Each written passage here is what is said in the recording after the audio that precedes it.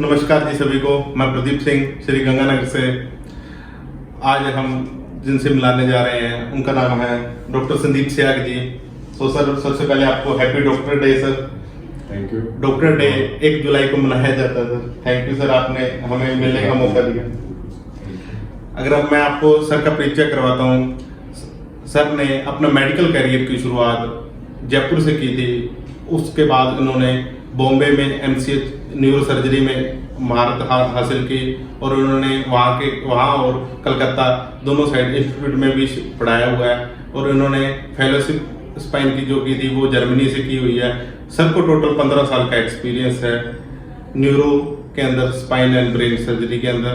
और अगर अपने सर की बात करें तो सर लगभग 4 साल से श्री गंगानगर में SN Medanta super speciality hospital में कार्यरत है। और सर ने 700 प्लस के पेशेंट्स के माइक्रो यानी दूरबीन के द्वारा सफलतापूर्वक रीढ़ और ब्रेन के जो ऑपरेशन किए हुए हैं। तो सर को मैं बहुत बहुत धन्यवाद देता हूं। सर आपने पेशेंट्स को बहुत अच्छा ट्रीट किया और उनका फीडबैक भी हमें मिलता रहा है सर। तो सर थैंक यू सर, आपने इस श्री गंगानगर के अंदर आपने बहुत अच्छी फैसिलिटी दी है सर। तो सर मैं आपसे ही जानना चाहता हूँ सर, आप कुछ बताइए इसके बारे में सर, स्पाइनल के और ब्रेन के ट्रीटमेंट। न्यूरो सर्जरी के अंदर प्राइमरली 2 तरह के ऑर्गन आते हैं, ब्रेन और स्पाइन। दोनों का जो मेन वर्क होता है वो पूरी बॉडी को कवर करने के लिए होता है। तो जो ब्रेन की सर्जरी है और स्पाइन की सर्जरी निश्चित रूप से वो कॉम्प्लिकेटेड सर्जरीज होती है क्योंकि वो सेंसिटिव एरिया होता है। तो इसके अंदर हमारा दोनों के अंदर ही बराबर का मेरा एक्सपीरियंस है। पिछले 15-16 साल से मैं 2007 से सर्जरी में अपना सर्विस दे रहा हूँ। जो स्पाइन के अंदर है, स्पाइन में मैंने डिग्री के बाद में फेलोशिप भी किया है, तो मेरा स्पाइन में थोड़ा ज़्यादा इंटरेस्ट है। इस एरिया की जहाँ तक बात की जाए तो स्पाइन के अंदर काफ़ी तरह की डिजीज पाई जाती है। ज़्यादातर कारण क्या है कि लोगों के रहन सहन, उनका पोस्चरल और पोस्चर पर ध्यान ना दे पाना, बहुत ज़्यादा वर्क रहना और न्यूट्रिशन ना होने की वजह से जो रीढ़ की हड्डी है उसमें तरह तरह की चेंजेज आ जाते हैं। जैसे कि डिस्क की प्रॉब्लम हो जाती है, रीढ़ की हड्डी में टेढ़ापन आ जाता है। उससे क्या होता है कि रीढ़ की हड्डी में नर्व्स होती हैं, उन पर दबाव आता है और जब दबाव आ जाता है तो या तो कुछ हाथ पैर में सूनापन या कमी आ जाएगी या फिर आपको पेन शुरू हो जाएगा। तो ये इस तरह की प्रॉब्लम बहुत कॉमन है और इस एरिया में खास तौर पर है पोस्चर या सब की वजह से। सो थैंक यू सर, आपने इतना हमें बताया इस टॉपिक के बारे में। तो सर मैंने ये केस कई देखे हैं कि क्या सर जो रीढ़ की हड्डी की प्रॉब्लम होती है इसका सर एज ग्रुप का क्राइटेरिया भी होता है? जैसे सर मैंने कई देखे हैं कि जिनके 10 साल का बच्चा वो कहता है मेरे बैक में प्रॉब्लम है, या 12 साल का बंदा। लगभग आज कॉमन जितने भी पेशेंट जिनको भी मैं कलीग को मिलता हूँ या जितने भी मेरे फ्रेंड सर्कल हैं, जितने भी लोग उनके हल्का हल्का जैसे कहते हैं बैक में प्रॉब्लम। तो क्या वो भी एक स्पाइनल के अंदर इंटर है या कोई वो वैसे नॉर्मल मसल पेन है सर? एक टॉपिक से ज़्यादातर ये स्पाइन की वजह से ही होता है। जो पीछे जो भी अपने को पेन रहते हैं वो रीढ़ की हड्डी से जो नर्व निकलती है उनके कंप्रेशन, खिंचाव या उसके आसपास की जो मसल्स है उनके खिंचाव की वजह से। जहाँ तक आपने बात की कि डे बाई डे हम भी ये नोट करते हैं कि यंग लोगों के अंदर ये प्रॉब्लम भी बढ़ रही है। उसका कारण न्यूट्रिशन के साथ साथ पोस्चरल भी है। जब भी आप स्पाइन एक मोबाइल हड्डी होती है, हिलती रहती है, तो उसको अगर आप सही तरह से यूज़ नहीं करोगे, सही तरह से उसके पोस्चर में नहीं रहोगे तो उसका धीरे धीरे उसका टेढ़ापन आना शुरू हो जाएगा और उसका इफेक्ट आपके नर्व पे आएगा और उससे पेन होना और आपकी डिफरेंट तरह की बीमारियों का बढ़ना शुरू हो जाता है। इसलिए निश्चित रूप से ये यंग लोगों के अंदर मसल पेन के साथ साथ स्पाइन की प्रॉब्लम भी होती है। इसके अलावा कोई जन्मजात प्रॉब्लम डिजीज होती है जिनकी वजह से भी आपको पेन हो सकता है और आपको पैरों या हाथ में कमी हो सकती है। तो यंग लोगों में स्पाइन डिजीज होती है, लेकिन कंपेरेटिवली अगर आप 50 साल से ऊपर की बात करेंगे तो यंग लोगों को कम होता है, बहुत कम ये डिजीज फैली।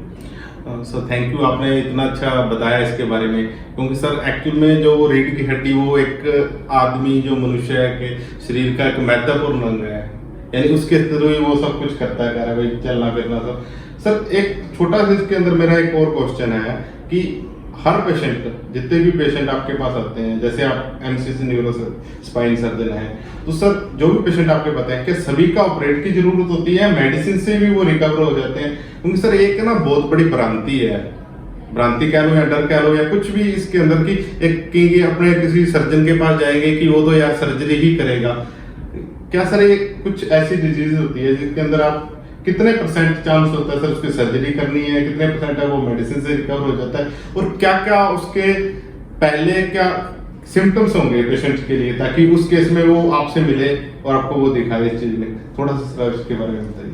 मैं इसको जो पूरी रीढ़ की हड्डी है उसको ज़्यादा सिम्टम के हिसाब से मैं दो हिस्सों में बांट के आपको बताता हूँ। एक ऊपर वाला जो हिस्सा होता है उसको हम सर्वाइकल या गर्दन का एरिया बोलते हैं, और नीचे वाला जो हिस्सा होता है वो लंबर एरिया होता है।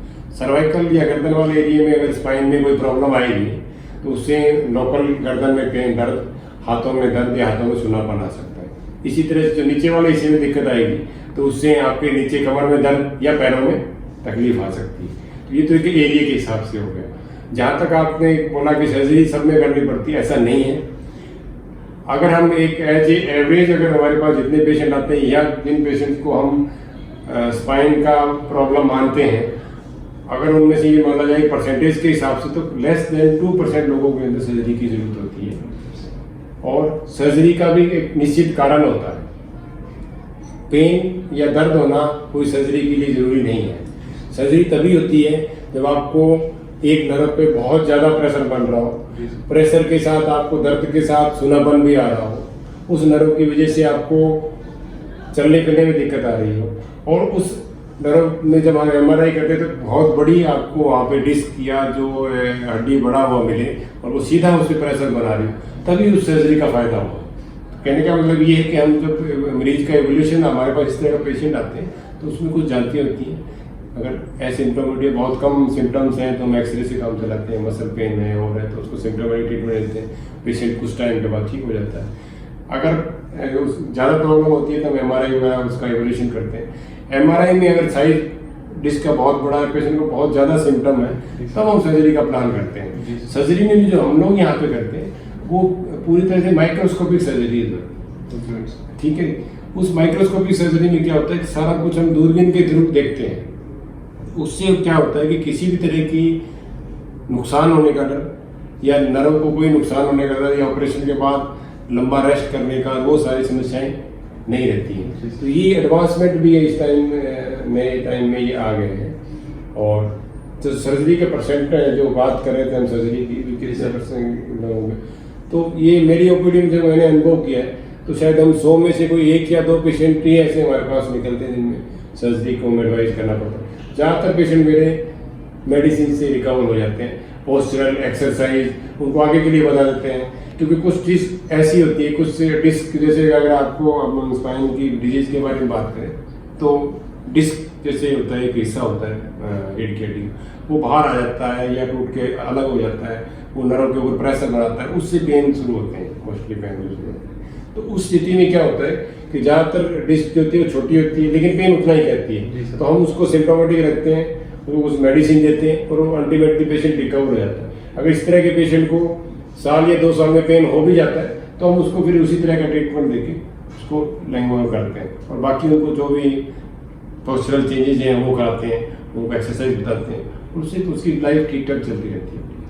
सो थैंक यू सर, आपने बहुत अच्छा, एक कॉमन क्वेश्चन था जितने भी व्यूअर अपने देख रहे हैं उनका कि सर्जरी कब करवानी चाहिए, क्या केस होता है। सर एक छोटा सा और इसके आफ्टर सर्जरी, कुछ पेशेंट्स ऐसे भी होते हैं जिन्होंने यहाँ नहीं तो और कहीं से भी करवाई हो सर, आफ्टर सर्जरी उनको क्या क्या सावधानियां रखनी चाहिए, और एक इससे पहले ये क्या है कि सर्जरी की जो क्राइटेरिया होता है उसके अंदर आपके सर यहाँ क्या क्या फैसिलिटी और कितने दिन में पेशेंट फ्री हो जाता है, उस चीज के बारे में बताइए। और आफ्टर उसके बारे में क्या है, या मेडिसिन कितनी लंबी चलती है पेशेंट्स? हमारे जो यहाँ प्रोटोकॉल है उसके हिसाब से मैं आपको बताता हूँ। हमारे यहाँ पे सारी सर्जरी माइक्रोस्कोप से करते हैं। जी सर। तो उसमें हम लोग ज़्यादातर अब में हमारे यहाँ पे जो स्पाइन के अंदर जहाँ बात की जाए तो डिस्क और कोई फ्रैक्चर या प्लेटिंग होती है, इस तरह की 3-4 टाइप की कॉमन सर्जरीज होती है। उनमें हमारा जो हॉस्पिटल स्टे होता है मैक्सिमम 2 डेज का रहता है, 1 नाइट या 2 नाइट 2 डेज का मैक्सिमम स्पोर्ट रहता है। उसके बाद हम पेशेंट को सिटिंग में कर देते हैं, हल्का फुल्का चला देते हैं और फिर उसको डिस्चार्ज कर देते हैं। और जो रूटीन जो उसका रेस्ट होता है वो 10 डेज का होता है घर के ऊपर। 10 डेज के बाद उसके जो भी सबक्यूटेनियस स्टिच अगर बाहर के लगे होते हैं, ज़्यादातर पेशेंट में तो हम बाहर के स्टिच लगाते ही नहीं है, और किसी में अगर बड़ा ऑपरेशन होता है तो स्टिच लगते हैं तो 10 दिन में उसको खोल देते हैं। 10 दिन के बाद उसके लगभग परहेज बंद हो जाता है, उनको चलना फिरना शुरू हो जाता है। इस तरह का टाइम रहता है। जी सर, तो सर ने बहुत अच्छा बताया कि जिन पेशेंट्स की सर्जरी की जरूरत है उनको ही ये करते हैं, अदरवाइज ऐसा नहीं है कि जितने पेशेंट आते हैं सभी की सर्जरी की जरूरत होती है। और क्या क्या फैसिलिटीज हॉस्पिटल में अवेलेबल है वो भी सर ने बहुत अच्छा योगदान दिया। तो सर आज अपने डॉक्टर डे के अंदर और क्या जनता को संदेश देना चाहते हैं सर? अब जब स्पाइन की बात कर ही रहे हैं, हाँ जी। तो मैं एज ए स्पाइन सर्जन और न्यूरो सर्जन आपको यही कहना चाहूँगा कि स्पाइन एक और ब्रेन अपना एक शरीर का बड़ा महत्वपूर्ण हिस्सा है। सही है। उसके बारे में हमें नॉलेज होना चाहिए, उसको खराब होने से पहले ठीक रखना है। जी सर। इसमें खास तौर पर हमारा पोस्चरल चेंजेस, हमें कुछ सिम्टम्स आ रहे हैं तो हमें अर्ली दिखाना, अर्ली डॉक्टर की एडवाइस लेना, ये ज़्यादा अच्छे रास्ते हैं कि हम अपनी सर्जरी या आगे कॉम्प्लिकेशन से बच सकते हैं। तो मेरा ये संदेश है कि आप स्पाइन के बारे में ज़्यादा से ज़्यादा जानें। हम डिजिटल मीडिया के द्वारा हर तरफ से इस तरह से हम अवेयर लोगों को करते भी रहते हैं। जी सर। हम चाहेंगे कि जब भी लोग चाहें हमारे संपर्क करें, हम उनको फ्री एडवाइस देंगे इस तरह की, और जहाँ तक सर्जरी से ही बचाएंगे उनको। तो सर ने बहुत अच्छा बताया। सर एक लास्ट क्वेश्चन पूछना चाह रहा हूँ, ज्यादा आपका टाइम नहीं लूंगा। सर जो आजकल की यंग जनरेशन है सर, कि जो मोबाइल बहुत ज्यादा यूज कर रही है, क्या सर लंबे टाइम तक मोबाइल यूज करना, बैक के अंदर प्रॉब्लम या एक पोजीशन में लेट के मोबाइल को यूज करना, ये भी सर इसका एक कॉमन समस्या है पेन का, या इसका कोई इफेक्ट नहीं पड़ता सर? बिल्कुल सही कहा, ये बहुत ही कॉमन है। और मेरे पास जो भी यंग जनरेशन आती है लेस देन 20 की, 10 से 20 वाली, उसमें आजकल नेक पेन, बैक के कितने कॉमन हो गए हैं, और वो 99% पोस्चरल होते हैं। और पोस्चरल भी ऐसे कि मतलब पेशेंट है उसकी जब आप पूरी हिस्ट्री लोगे तो पता लगेगा वो 10-10 घंटे तक मोबाइल पे एक ही पोजीशन में रह जाते हैं। राइट सर, आजकल गेम आ गए कुछ ऐसे, निश्चित रूप से उसमें मसल भी इफेक्ट आएगा और उसका अलग भी इफेक्ट आएगा, उसके ब्रेन पे भी इफेक्ट आएगा। तो बिल्कुल बच्चों को आप सिखाएं इन सब चीज़ों से दूर रहें। एक हर चीज़ का एक लिमिट होता है, उसी हिसाब से उसको यूज़ करें और सही पोस्चर में यूज़ करें। यही बात है। सर ने बहुत अच्छा टॉपिक बताया। सर ने शुरुआत से अपने जब देखा स्पाइन और ब्रेन के बारे में बिल्कुल बहुत अच्छा बताया। और एक कॉमन क्वेश्चन जो आपके भी दिमाग में होता है और आपके बच्चे या जिनके भी कोलीग्स हैं उनके अंदर देखो कि जिनके जो 24 घंटे आजकल देखा है बच्चे, अभी कोविड के बाद तो कुछ ज्यादा ही हो गए हैं मोबाइल का यूजेस, जो सबसे ज्यादा डेंजर बनता जा रहा है अपने स्पाइन के अंदर सर। तो डेंजर इस प्रकार का कि अभी अपने कई डेली न्यूज पढ़ते हैं उसके अंदर ये हो गया। तो सर ने बहुत अच्छा बताया कि एक लिमिट ही बहुत अच्छी जरूरी है, यानी अगर अपने लंबे टाइम तक उसको चीज को यूज करेंगे तो उसका एक नुकसान होता ही है। कोई भी चीज की अति नुकसानदायक ही होती है सर। तो सर बहुत अच्छा, थैंक यू सर, आपने बहुत अच्छा संदेश दिया sir. Again sir, wish you happy doctor day sir. Thank you sir, thank you.